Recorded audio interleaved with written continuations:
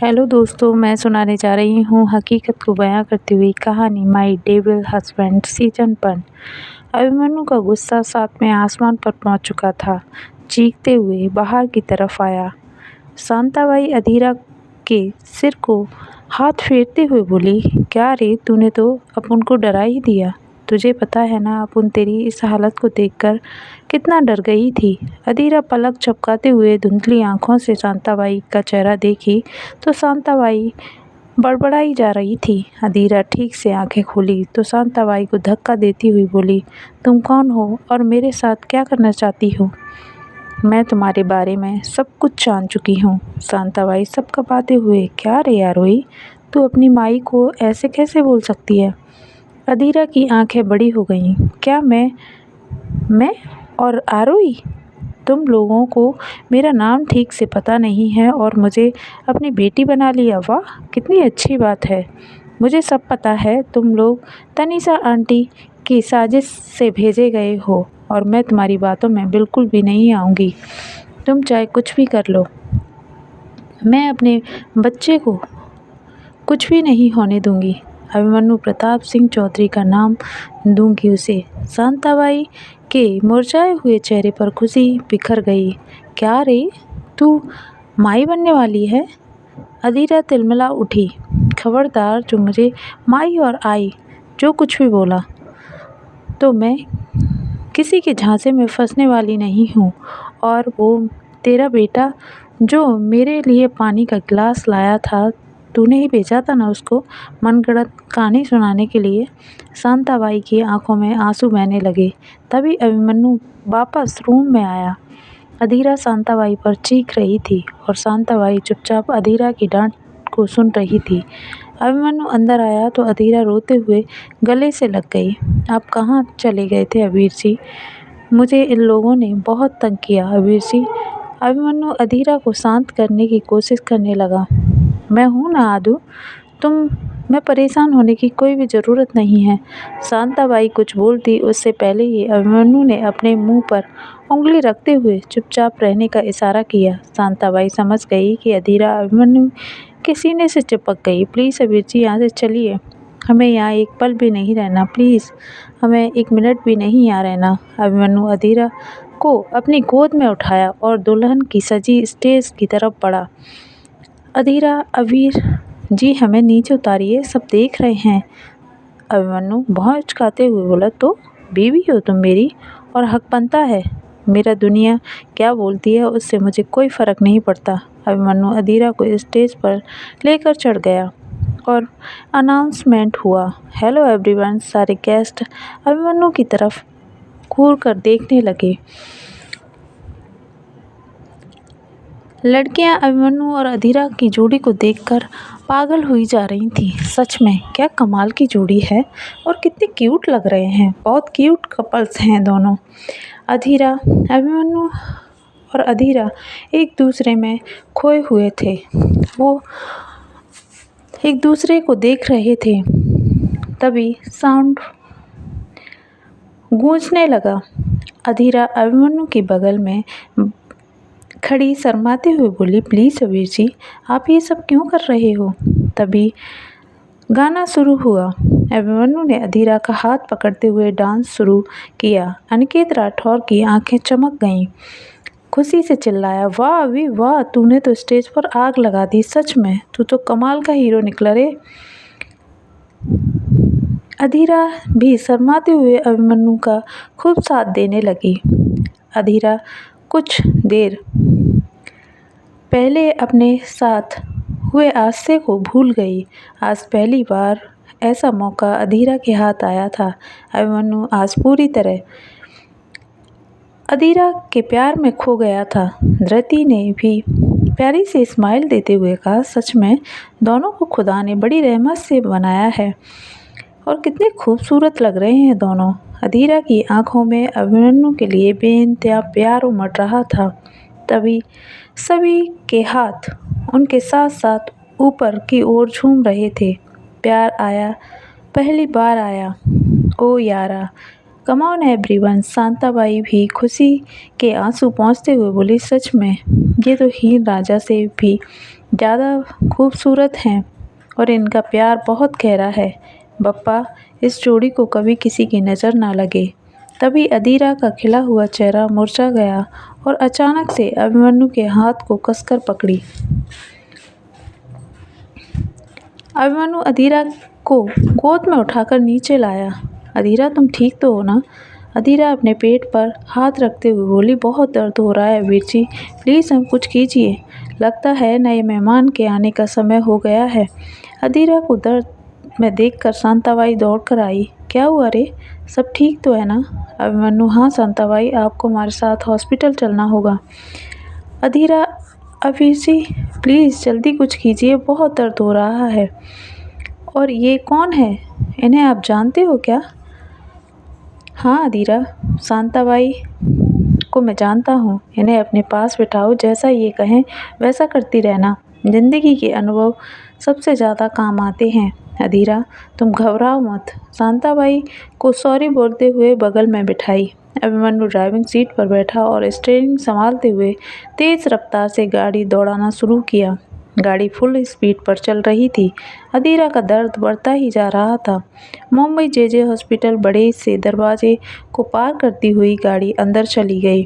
Abhimanyu doctor Sinha से जाकर मिला और अदीरा की कंडीशन बताई। डॉक्टर सिन्हा ने 1 मिनट के अंदर स्ट्रेचर और नर्स कंपाउंडर अदीरा को वार्ड में लेकर गए।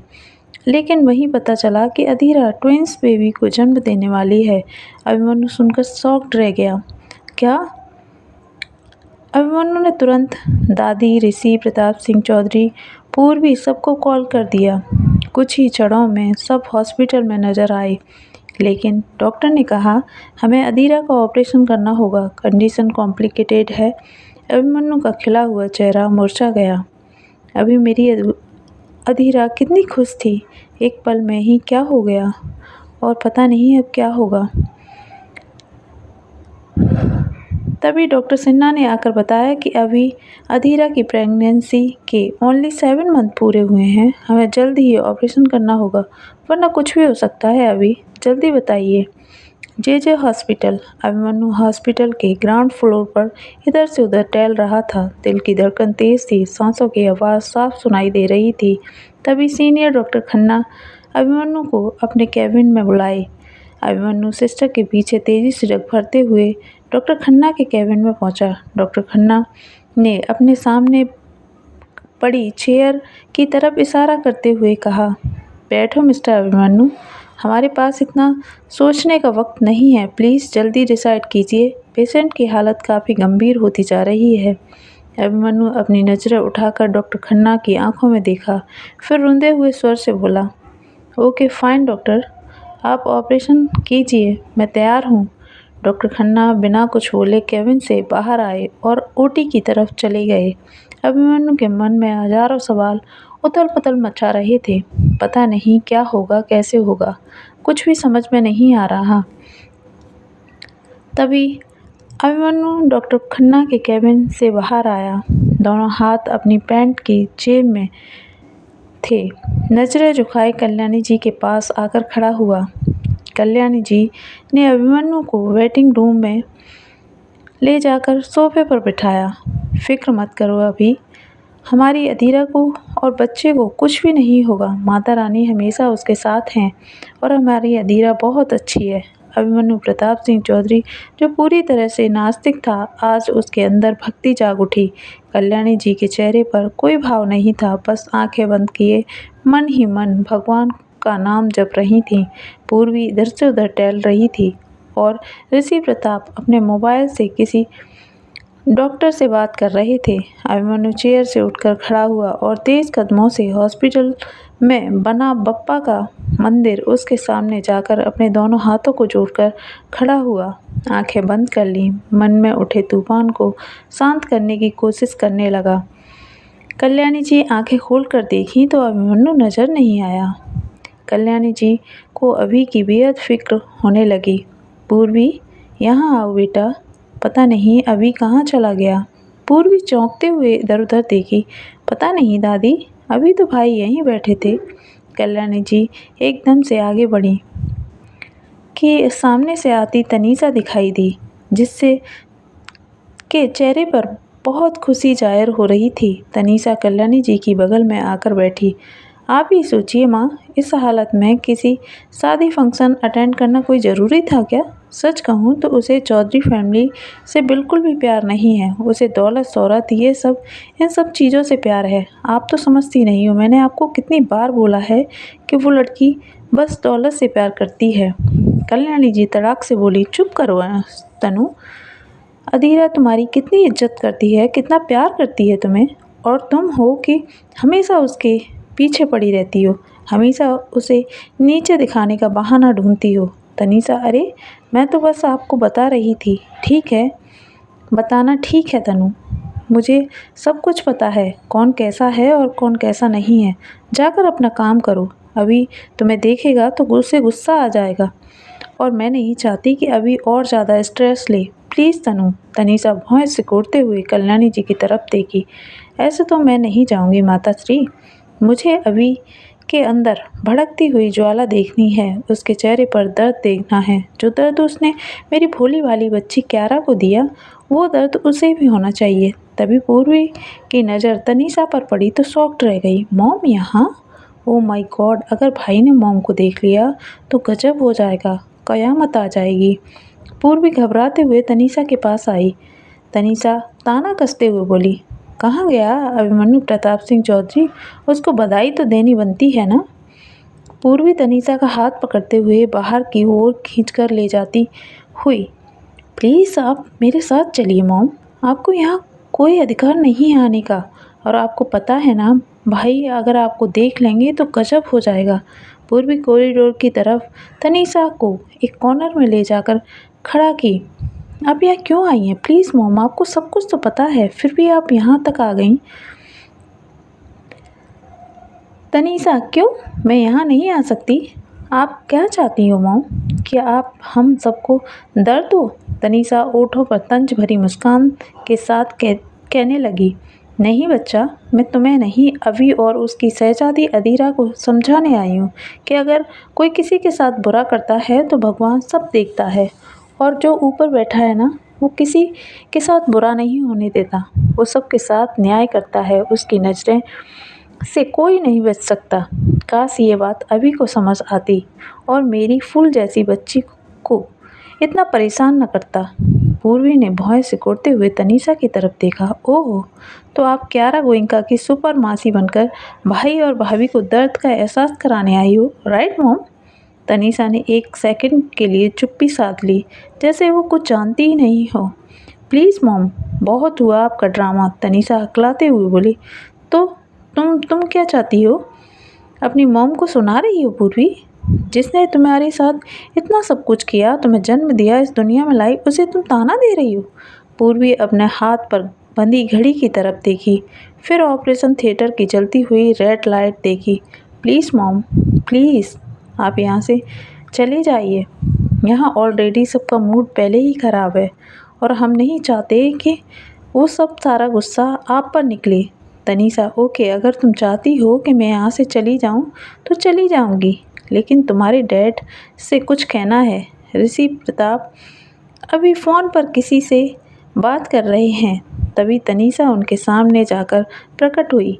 ऋषि प्रताप ने कॉल डिस्कनेक्ट किया और तनीषा की तरफ देखा। तनीषा बिना भाव के ऋषि प्रताप को देखी, फिर तनीषा गहरी सांस लेते हुए ज़ोर से हंसने लगी। आसपास खड़े लोग तनीषा की तरफ देखने लगे।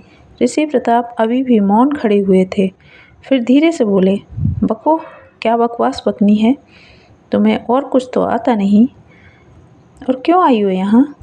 तनीषा की आंखें बड़ी हो गईं और ऋषि प्रताप को घूरते हुए बोली, देखो इधर उधर पागलों की तरह टहलती हुई तिरछी नज़रों से देखते हुए बोली, अब तुम हमारे बेटे की बर्बादी का समय आ गया ऋषि प्रताप सिंह चौधरी, और मेरी बद्दुआ लगेगी उसे। उसका असर आपको अभी से दिखाई देना शुरू हो जाएगा। ऋषि प्रताप ने आव देखा न ताव देखा, खींचकर तनीषा के गाल पर जोरदार थप्पड़ जड़ दिया। तनीषा थप्पड़ का बदला कैसे लेगी, जानने के लिए सुनते रहिए अगले पार्ट में। ये पार्ट कैसा लगा, लाइक कीजिए, कमेंट कीजिए, चैनल को सब्सक्राइब कीजिए। धन्यवाद।